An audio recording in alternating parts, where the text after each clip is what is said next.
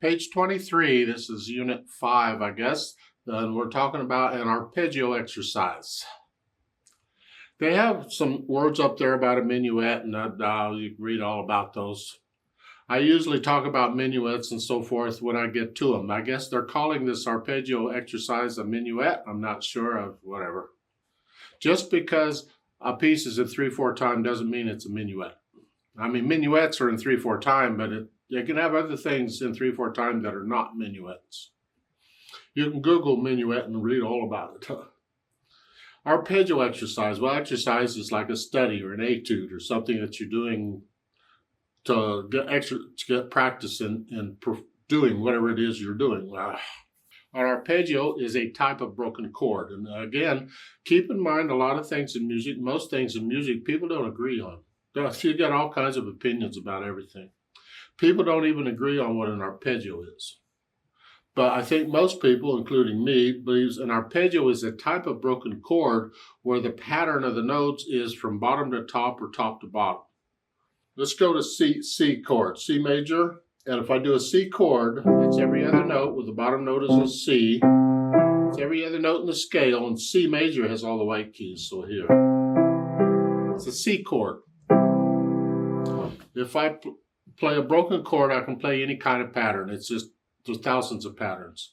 But the arpeggio pattern, I would go from the bottom to the top, or the top to the bottom. Or I can do it this way. Whatever, that's the pattern, that's an arpeggio. I have videos on arpeggios.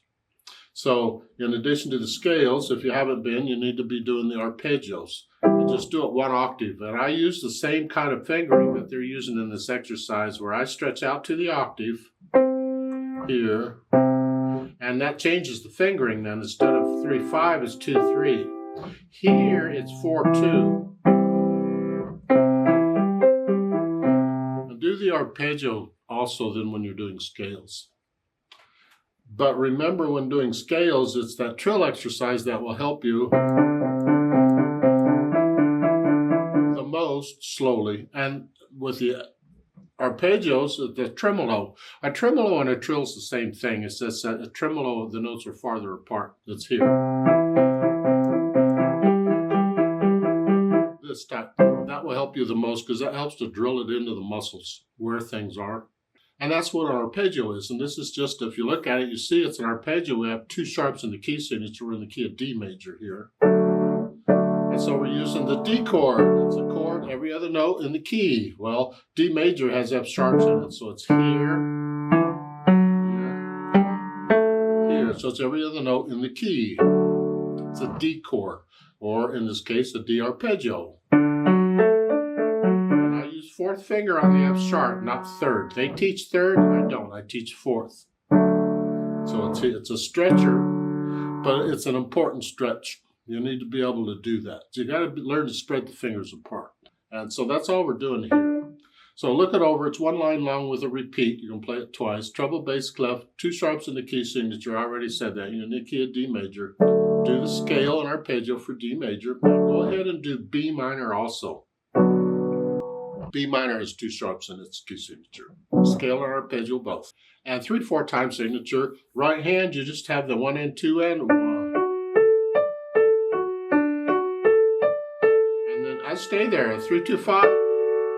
I just stay there. I stay in this position through the whole thing. Now, there's nothing wrong with coming up here and doing that. It's just I don't like to have the hand up here if I don't have to. And I'm already in this position, so why not just use it? On the left hand, we're here, but since in measure 3 I need to be here, then I'm going to start there. 2, 3, and then the arpeggio. You put them together. And here, get the idea. Then you repeat it. Okay. Just a little exercise in doing a D major arpeggio. As far as the dynamics and the speed, in my opinion, it's better if you could practice this really, really super soft. No soft pedal, no. We're going to do it with the hands. How soft can you play that? Do very light.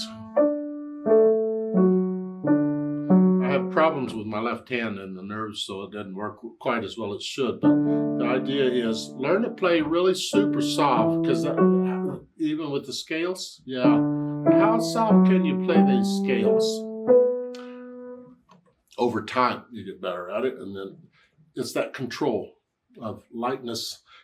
It's easy to play heavy and loud. You just play, loud. But light, delicate, that takes practice. And that's what I'm encouraging you to work on here. The bottom of the page, they have a little thing for treble clef note revision. Remember, in some countries, like where this came from, revision means review or study. If you study for a test, you revise for the test, right? Revision is just, so you want to put in the names of the notes. Well, I question that a little bit, because when you get to this level of music, to play music this difficult, you should know the names of these notes. If you don't, we got a problem. You need to really focus on the names of the notes in the music and make sure you know what the names of every note is to get really comfortable with it. Otherwise, you're leading yourself down a path that's going to really cause you to kind of stumble a bunch. So just take the time to learn the note names now, if you don't know them.